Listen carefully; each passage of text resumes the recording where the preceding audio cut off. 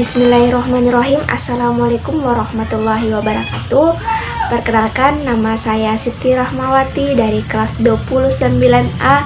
Pada video kali ini dibuat untuk memenuhi salah satu mata kuliah dari konsep dasar IPA di SD dengan dosen pengempu mata kuliah Bapak Dr. Sudarto MPD. Di video pembelajaran kali ini saya akan membahas 3 materi. Yang pertama yaitu materi tentang gerak, yang kedua gaya, dan yang ketiga adalah pesawat sederhana. Nah, pada materi yang pertama kita akan membahas mengenai gerak. Apa sebenarnya gerak itu? Gerak merupakan suatu perubahan tempat kedudukan suatu benda dari tempat awal. Jadi, suatu benda dapat dikatakan bergerak apabila mengalami perpindahan tempat ke tempat yang lainnya. Selanjutnya adalah jenis-jenis gerak, di mana gerak ini terbagi atas 3 jenis. Yang pertama adalah gerak lurus, yang kedua adalah gerak melingkar, dan yang ketiga adalah gerak parabola. Nah, yang pertama adalah gerak lurus. Gerak lurus merupakan gerak pada benda yang lintasannya merupakan garis lurus. Yang kedua adalah gerak melingkar. Gerak melingkar merupakan gerak benda yang lintasannya dalam bentuk melingkar. Sedangkan yang terakhir adalah gerak parabola yang merupakan gerak benda pada lintasan yang berupa parabola.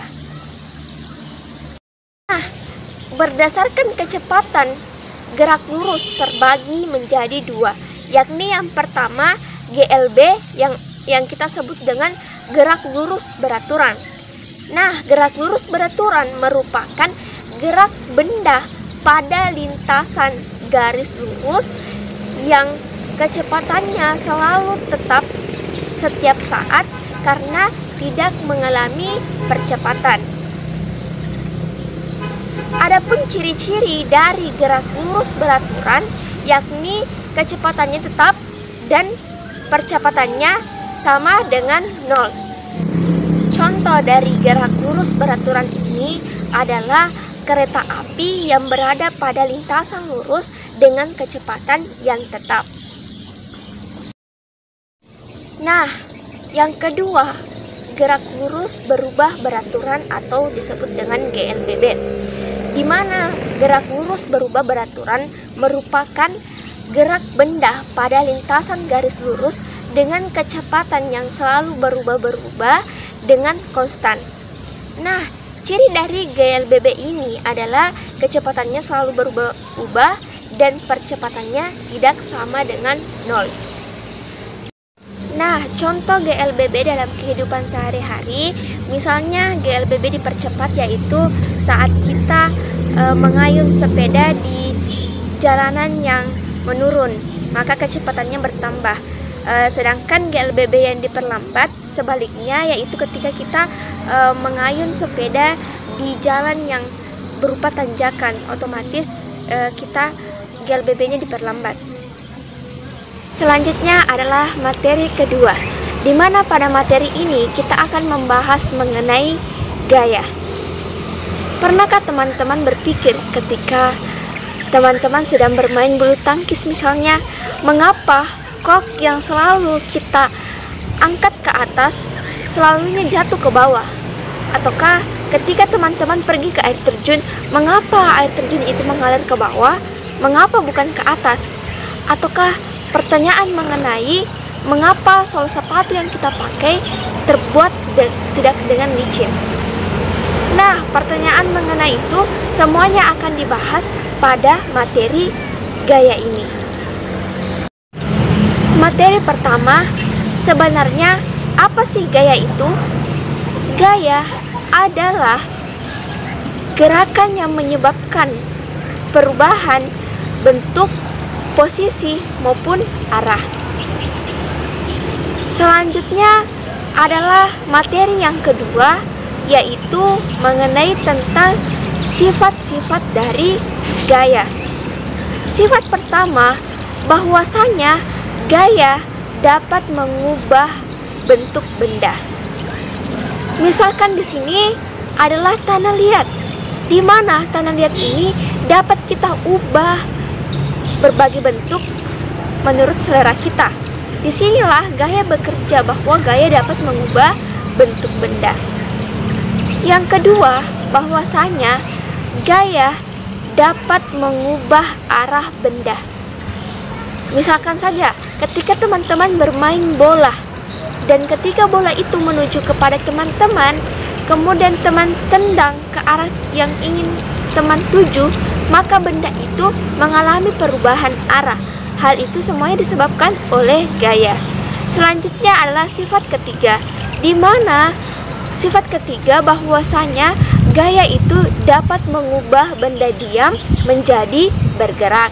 Misalnya, sebagai contoh, ada sebuah kursi, di mana kursi ini yang awalnya diam, kemudian teman-teman pindahkan, otomatis gaya kursi ini bergerak. Hal itu disebut dengan gaya. Yang keempat, sifat yang keempat adalah bahwa gaya dapat mengubah benda bergerak menjadi benda diam. Ini tadi adalah kebalikan dari sifat ketiga. Misalnya, teman-teman bermain bola voli misalnya, dan ketika bola voli itu datang ke teman-teman, teman menangkapnya, otomatis bola voli ini yang semulanya bergerak menjadi diam karena teman-teman menangkap bola tersebut. Terakhir adalah bahwa gaya dapat mengubah kecepatan arah laju sebuah benda. Misalnya, sebagai contoh, ketika teman-teman mengendarai mobil, kemudian teman mengerem mobil tersebut, otomatis mobil itu kecepatannya akan pelan. Hal itu disebabkan karena teman memberikan gaya, yaitu mengerem pada mobil tersebut. Itulah tadi sifat-sifat mengenai gaya. Selanjutnya adalah jenis-jenis gaya. Yang pertama adalah gaya gravitasi. Seperti yang telah saya jelaskan pada awal tadi, mengapa kok yang selalu kita terbangkan ke atas selalu jatuh ke bawah, ataukah mengapa air terjun selalu mengalirnya ke bawah bukan ke atas. Nah, hal ini semua dipengaruhi karena adanya gaya gravitasi. Lantas, apa sebenarnya gaya gravitasi itu? Gaya gravitasi adalah gaya tarik bumi yang menyebabkan benda-benda di bumi tidak melayang ke angkasa.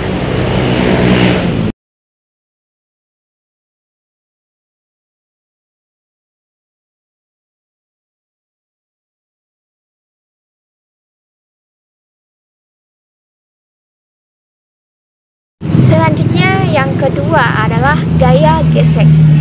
Pertanyaan, mengapa sol sepatu kita tidak terbuat dengan licin? Hal itu dikarenakan supaya kita tidak mudah tergelincir. Oleh karena itu, sol sepatu dibuat dengan agak kasar dan sedikit berpola. Hal ini karena semakin kasar permukaan, maka gaya gesek yang ditimbulkan semakin besar. Dengan adanya gaya gesek ini, kita tidak mudah terjatuh dan tidak mudah tergelincir ketika menggunakan sepatu.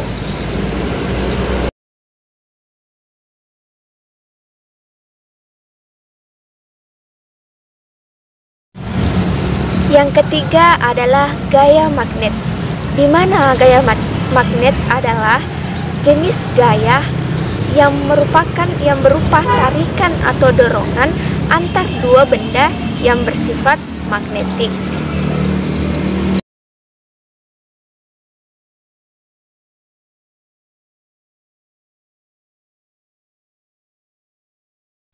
Kita beralih pada materi yang ketiga. Pada materi ketiga ini kita membahas mengenai pesawat sederhana. Nah, pesawat sederhana ini selalu kita temui dalam kehidupan sehari-hari tanpa kita sadari.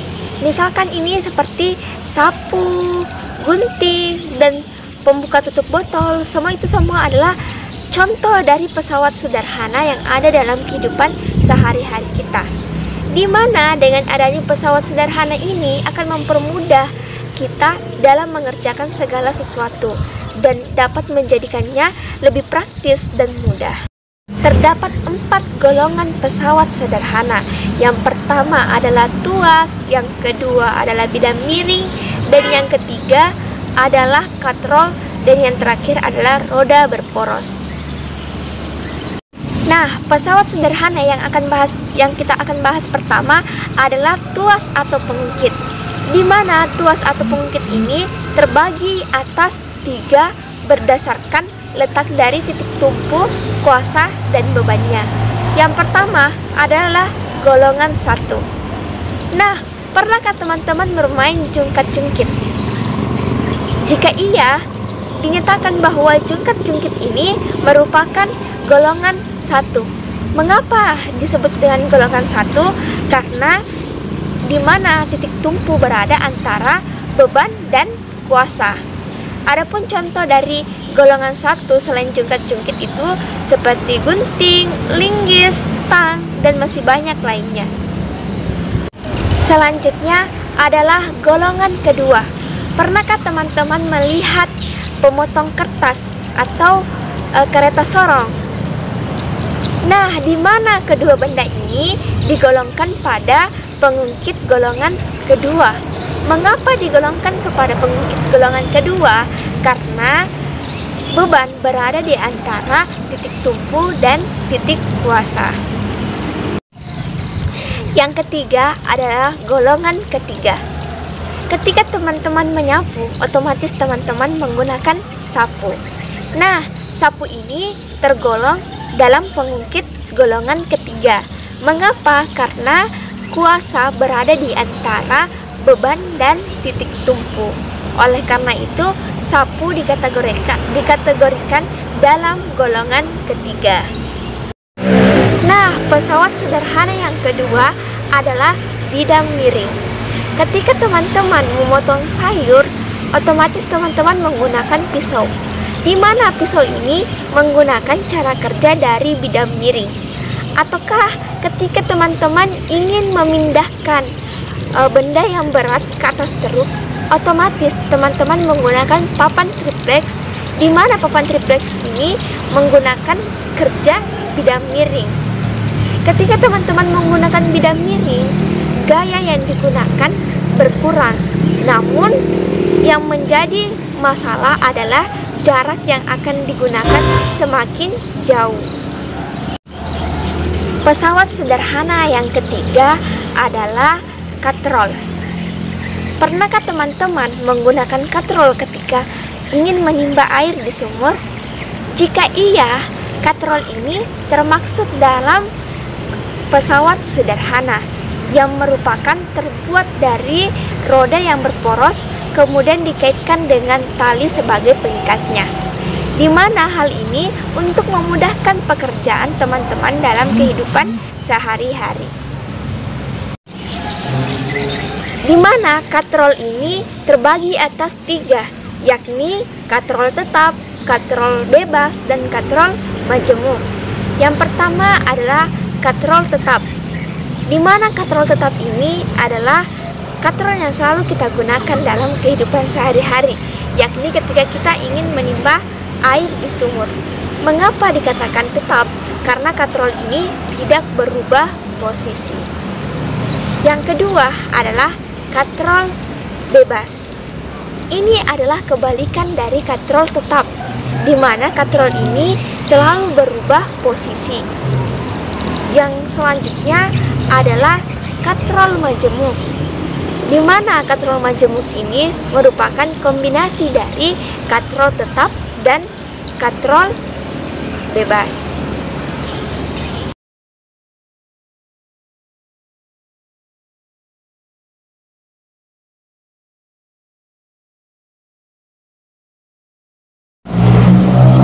selanjutnya adalah pesawat sederhana yang terakhir, yaitu roda berporos. Pernahkah teman-teman memperhatikan roda yang ada di sepeda, mobil, ataupun motor, di mana pada tengahnya terdapat poros yang digunakan untuk agar roda dapat berputar secara bebas. Dengan adanya roda berporos ini dapat melindungi kendaraan agar dapat bekerja secara efisien. Demikianlah video pembelajaran pada video kali ini. Semoga video ini dapat bermanfaat untuk teman-teman dan sampai jumpa pada video pembelajaran berikutnya. Terima kasih. Wassalamualaikum warahmatullahi wabarakatuh.